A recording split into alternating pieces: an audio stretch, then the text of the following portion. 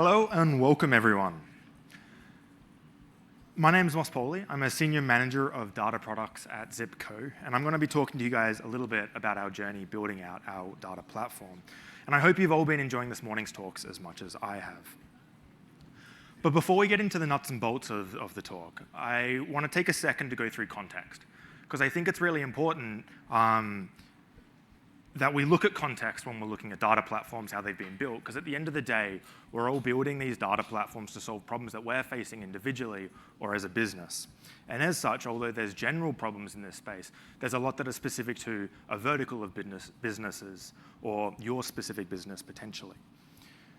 So let's start off with looking at the context of the org structure at Zip. So I've divided this into two main categories. We've got the data teams at Zip, and we've got our business stakeholders. On the data team side of things, we're divided up into various teams of data analytics competencies, data science competencies, and then some cross-functional teams on data enablement and management and data engineering. And we have these data analytics and data science teams set up as centers of excellence in various areas of our org structure. So we have core customer, we've got fraud, we've got risk centers there. But of course, we don't just work in isolation. We work in partnership with the broader business and our stakeholders there. The core ones being product, engineering, operational teams, and commercial teams. So looking at this context, we ended up going with a data platform that looks a little something like this. Now, there might be a few more logos on here than you're expecting to see when someone was talking about a data platform. On the left-hand side of this, we've got the data platform from a core pipeline perspective. However, this just deals with that ingestion of data, the processing of data to build out data assets. That's a somewhat limited view, I think, of data platforms when we stop the view there. At the end of the day, these data platforms that we build provide a lot of functionality in the business, and that's not done in isolation. So we've got a number of auxiliary aspects here that I'll talk through briefly. The first one is Atlan. Atlan is the solution that we went with on our data cataloging side of stuff. Elementary, a bunch of you might be familiar with, very close coupling on the DBT side, and we use that for data observability. Census for egress, Tableau Amplitude for data visualization and reporting, and finally, close to my heart, is Opsgenie and Slack. And these, again, might be an unusual mention on a data platform slide, but at the end of the day, although we wish our data platforms ran perfectly all the time, the reality is they don't. Stuff goes wrong, fires happen, and someone needs to be messaged to look at that. And so on Zip's data platform, those messages go out through Opsgenie and Slack, depending on the team that we're interacting with. And as much as I'd love to have got here with a click of a finger instantly, it was a journey for us. And it was a journey that took place over a couple of years. I haven't put dates here.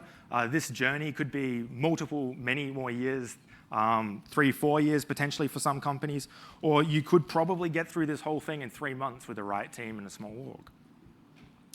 So I want to talk through the sequence of how we implemented stuff and what we tackled and why here. So you will see the first three are Snowflake, DBT, and Snowplow. These were the first three pieces of the puzzle that we looked at implementing when we looked at building out our new data platform. However, the story doesn't quite start here. You see, before we started any of these implementation, we took a really big step back from our current platform that we had at the time, and we had to look at all the components and all the functionality we wanted to deliver and how each piece of the puzzle would work together. So although we only started adding these bits at this point in time, we had a very clear picture in our heads of how everything was going to interrelate. And I think that's paid dividends for us as we've gone through and built this platform out. So why Snowflake, DBT, and Snowplow first? Snowflake and DBT might seem like a pretty obvious starting point for a data platform, but one of the catalysts for us in looking at this entire project and building out a data platform was that we wanted to be able to deal with high volume event data in a way that we weren't previously able to. And so high volume might be a little bit ambiguous with a bunch of people in the data space. So for us, that was in the billions of events a month that we wanted to be able to safely collect and work with and process. We then wanted to expand out the capabilities of our data platform. So we did that by bringing online Fivetran and Airbyte for third-party ingestion and first-party high-volume ingestion. Once we started having those bits of the puzzle in place, we had a lot of data assets that we really wanted to start leveraging and extending out into the business. We wanted to be able to send campaigns in Braze, for instance, based on some of the assets that we'd been building. And Census made sense to bring in to power those experiences. At a certain point, we looked at the data management side of stuff and realized that we really needed to tackle that problem and get our hands around exactly what was going on. And so Outland made sense as a partner in the catalog space and Elementary in the observability space. However, that's just the sequence and why we tackled them. I think there's another question here, which is how. It's very easy to look at and read online around the components and all the different pieces in the ecosystem, why you might choose them, etc. The actual migration is not necessarily the most straightforward piece of the puzzle, though. So I want to start with talking about our legacy for a second. We basically were built on top of an Athena S3 data lake stack with Databricks as well for certain data science workflows. And this worked really, really well for certain things, and it was fit for purpose up until a point. So then we go into the migration. How did we actually migrate from that pattern to what I just went through? For those of you who are familiar with the strangler pattern in migrations, that's effectively what we did. So we had Snowflake be an abstraction layer on our old data lake collection of data assets. We ported them and mirrored them all into Snowflake, and that was really, really powerful for us because it gave us two really important things. The first one was that we had all of our data practitioners coming into a really familiar ecosystem of data assets, which was fantastic for us. And secondly, it let us start to move all the downstream dependencies that were dependent on the old platform directly to be dependent on Snowflake. And it bought us time to do the underlying migration of all the upstream ingestion and the transformations from being simply a select star from our data lake to fully build out in a scalable way in dbt. Fast forward to now, in our transition state, and Snowflake effectively masters all of our data. We selectively share back still to a new modern version of our data lake for specific use cases where we get certain performance benefits around the Databricks workflow when assets are materialized there. So if we step back and have a look at some of the learnings that we had working through this, the first one I'd like to call out is deep thinking pays dividends. I think a lot of these products that we look at and parts of our ecosystem, they have a couple of layers to them. In dbt, for instance, you've got your first layer of building a model, maybe getting into macros, different materialization strategies, right? But there's a deeper level to dbt as well, which is how it deals with artifacts when it runs. Things like manifest files, run result files. And when you start to look at solving more holistic problems, those types of components and having a deep understanding of them and stepping back can provide really elegant solutions. So an example for us was how we integrated Amplitude on the new platform. We didn't want to have a situation where we had documentation mastered in multiple places, where we built new events into Amplitude, we updated documentation in dbt to power those transforms, and then we also updated and manually kept Amplitude in sync. So by stepping back and leveraging a little bit of Python and the manifest files in dbt, we're able to build out a solution whereby we do our documentation, it's mastered in dbt, and it automatically syncs seamlessly into Amplitude whenever we publish new events. The next one I'd like to talk through is cost observability versus cost efficiency. Now, in the early stages of that journey for us, we had 3, 4, 5 people working in dbt and Snowflake at the start of that migration. And those people that were working there came from relatively deeply technical backgrounds. There was a strong competency in sort of warehouse optimization. There was varying degrees of experience already in dbt. And so we were writing relatively efficient models. That we were looking at problems around, how do we improve the way we're clustering tables? It was kind of tweaking and tuning as far as a cost problem for us. But when we scaled out the adoption to the broader business and scaled out to 30, 40, 50 different data practitioners, we noticed that that started to fail us, that approach of tweaking and optimization. Because the cost problems that we were facing weren't do we need to replace a cluster on a table? It was how do we really rapidly identify what caused cost to spike last night? And it wasn't something that we could discuss as a small group. It was something that we needed a scalable way of observing. So we actually made a trade-off here. This was about a year ago after we had a significant cost spike. And we made a trade-off that our baseline would run higher. Instead of running on a smaller set of warehouses that was more efficient, had better cache usage, we consciously moved away from that into a larger number of warehouses broken up by categories. And because in Snowflake, warehouses allow you to explicitly track cost, that gave us a much, much better cost observability. We were straight away able to see, hey, the warehouse that's processing our CRM data is spiking. Okay, let's jump in and have a look at what went wrong, rather than our small warehouse is spiking. Okay, which one of the multiple hundred tables that builds is responsible for it? Now, this might actually change, though, this trade-off. With some recent releases from Snowflake in the budget side of stuff, I'm personally super keen to get my hands on it and see if we can get back to a smaller number of warehouses while keeping this cost observability. But for us as a business, that cost observability is really important. The next one I want to talk through is adoption versus governance of new tools. I think we're a very excitable bunch in the data space, and that's fantastic. It's one of the things I love about working in data. But when you bring on a new tool, there's a trade-off that you need to make, I think. And we were making this subconsciously at the start, and I think throughout our journey, we've got better at making this consciously, which is that you bring on that new tool, and everyone wants to start solving problems with it. They want to get their hands dirty. However, I think quite often, it takes a while for a person or a small group of people to go deep enough in a tool to really understand what's the right way to use this in our org, spend the time writing, documenting those standards, and providing a scalable pathway to drive adoption, not on a week or month basis, but out on a year basis. And the last one, and the one I want to dig into for the rest of this presentation, is deviating from standards and recommendations. This is something that I personally enjoy. I've always liked trying to break things a little bit. And it's not my intention to break things here, but I want to talk through some situations where standards and recommendations are sometimes a great starting point, but they're best considered as a starting point and not as an end state. And there's two examples I want to talk through here that we encountered throughout our journey. The first one is respecting customer data with roles, and the second one is optimizing our PR pipelines, or CI/CD flow in dbt. So let's get into respecting customer data with roles. One of our values at Zip is customer first, and I'm particularly proud of this solution because I think it really brings that customer first lens and that privacy-centric view of the world into our data platform as a core property. You see, one of the goals that we had when we set out building out our data platform was that we wanted to make our data platform as open as possible. We didn't want to have a situation where we had sensitive data in there and that we had to make decisions about who had access to the platform and who didn't because of the sensitive data that was present there. The trouble is, at Zip, we have a lot of very sensitive information. We're in the B2C space in consumer lending, and in Australia, we have responsible lending obligations, which means we need to verify what customers say to make sure that they can repay us back.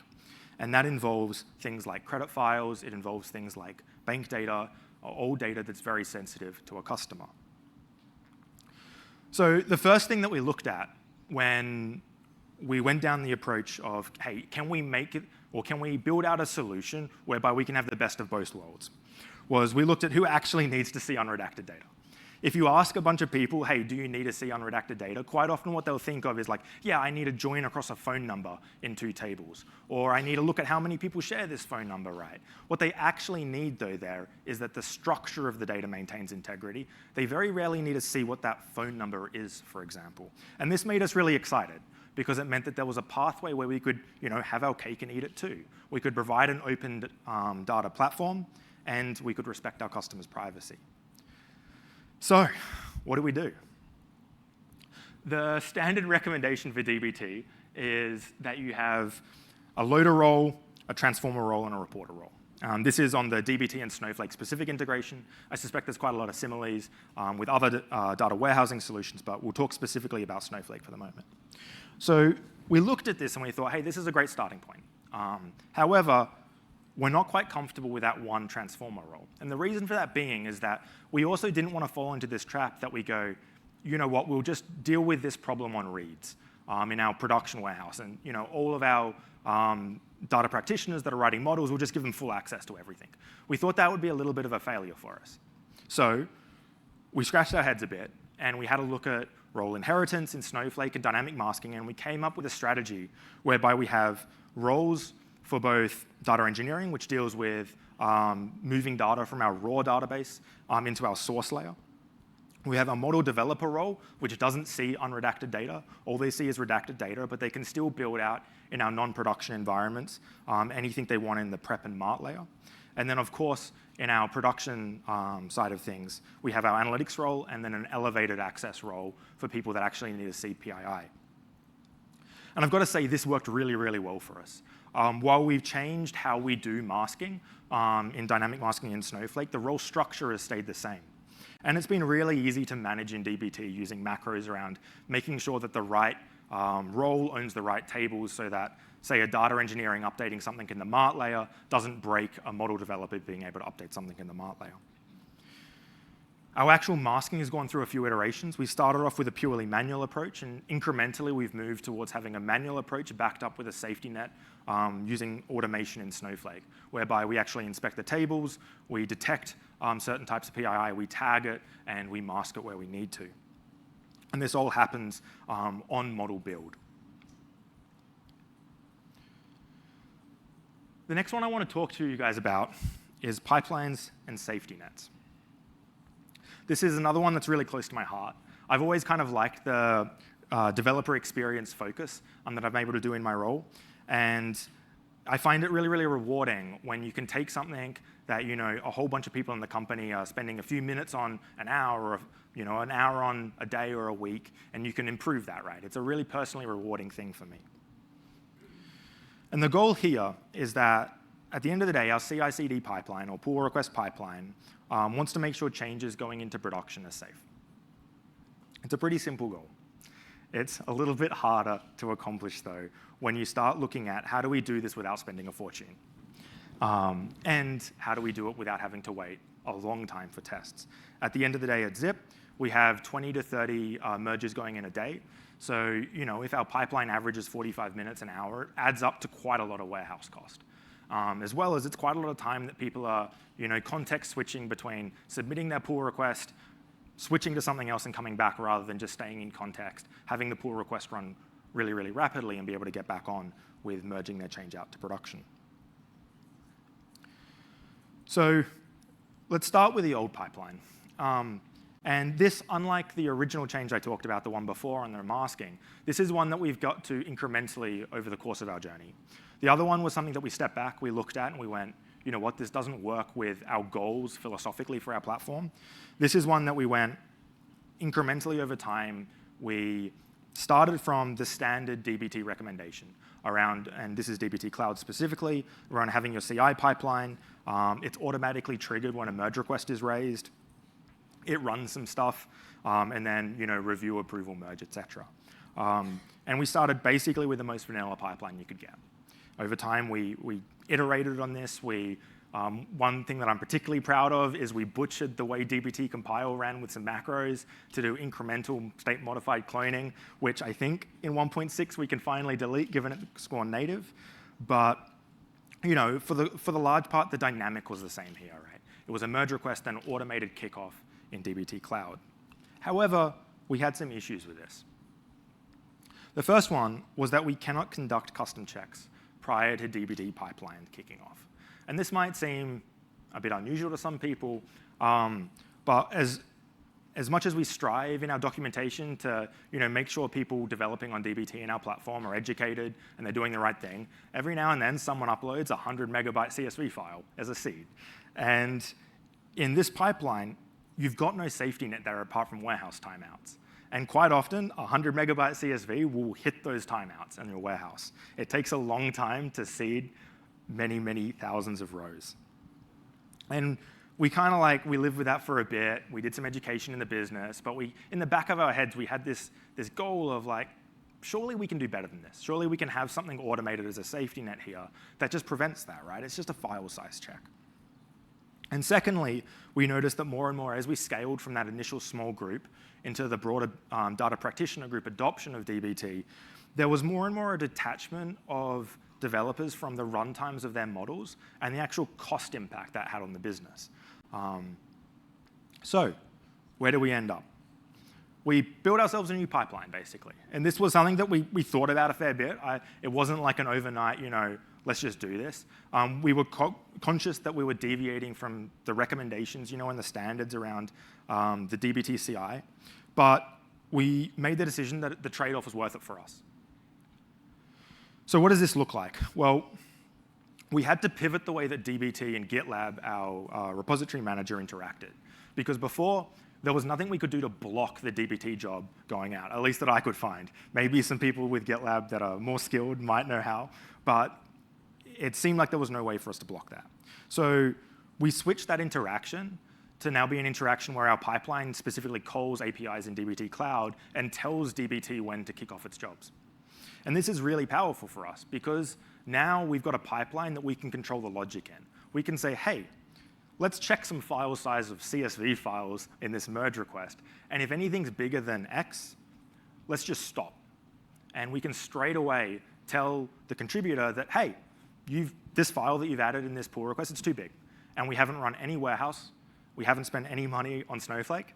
And it's an incredibly rapid check for us to run. So the developer feedback is practically instantaneous. It also gives us a really nice spot in future to extend out and do more in the way of file name linting, other linting type checks that we can all run before we actually kick off any pipelines and give really rapid feedback. There was something we gave up, though, when we went down this route. We gave up CI's ability to run in parallel. And for us, that was kind of painful. Because we had 20, 30 merge requests going in a day, that's a lot of pipelines running. And if someone merges something big, let's say a monthly summary table that we generate, if there's a change to that, it could hold up everyone for a long time without that ability to run in parallel. So we got some duct tape out, and we basically copy-pasted our DBT PR job a number of times. And in the actual pipeline, we just round-robin between them based on the pull request ID. It's a bit of a hack, but it works pretty well. And we actually haven't needed to expand out more than I think we're sitting at 4 now. The next one that I'm keen to talk to about is this pandabot.py. This was a bit of a side project after talking with my boss, Tal, around bringing back that visibility into all the practitioners around the cost impact of stuff.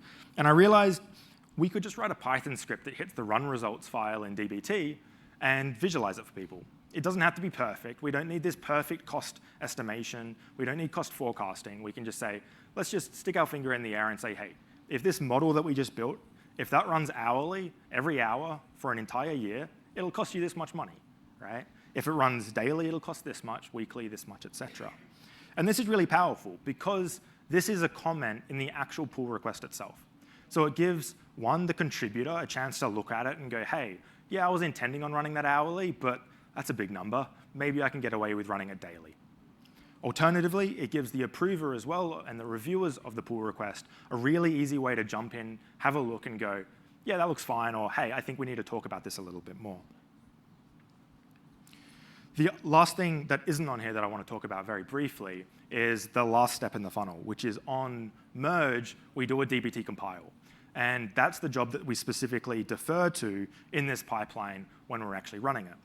And that's really powerful because one thing we were noticing as we were running our pipelines was that with a number of changes going out rapidly, we'd have a change go out and then another change enter the pipeline before that previous change had actually run through in production, which meant that when we did a state modified deferring to, say, our hourly job, for instance, we were being over eager in what we grabbed. So people were going, hey, I didn't change this model. Why is this running? It's not in the DAG of any of my changed models. So having that compile job automatically kick off continuously in the background on every merge gives us that really, really nice defer state and minimizes us running changes twice that are already merged. So where does this leave us? The first one I want to talk to here is think about whether or not a pattern really meets your needs. I think a lot of the time, these quick start guides and these standards and a lot of these tooling, various tools in the data ecosystem are a really great starting point, right? They're, I think, aligned with helping people get value as quickly as possible out of onboarding these tools. But sometimes, if you've got an idea about where you want to take your platform, it can be only marginally more work at the very start to go, hey, I think we need to customize this a little bit. And I think that's one of the really amazing things about the ecosystem we have today in the data space is that a lot of these tools are really, really good at facilitating that sort of customization. At the end of the day, it's about making your data platform your own and making sure that you're solving the problems that you face and your business face. The second one, I think, goes without saying. Don't be afraid to iterate a number of times. And this goes, I think, hand in hand with the last one, which is a comment an engineering manager I worked with a number of years ago mentioned, which stuck with me, which is that preemptive over-engineering is sometimes the root of all evil. And I think this is one that stuck with me because I think it also aligns with the complexity discussion that was going on this morning, right? In some cases, it is worth over-engineering at the start. If you've got a very clear goal of where you're ending up, and you know that if you don't start going down that road, you'll be shutting doors and having to take on larger projects to migrate there later on.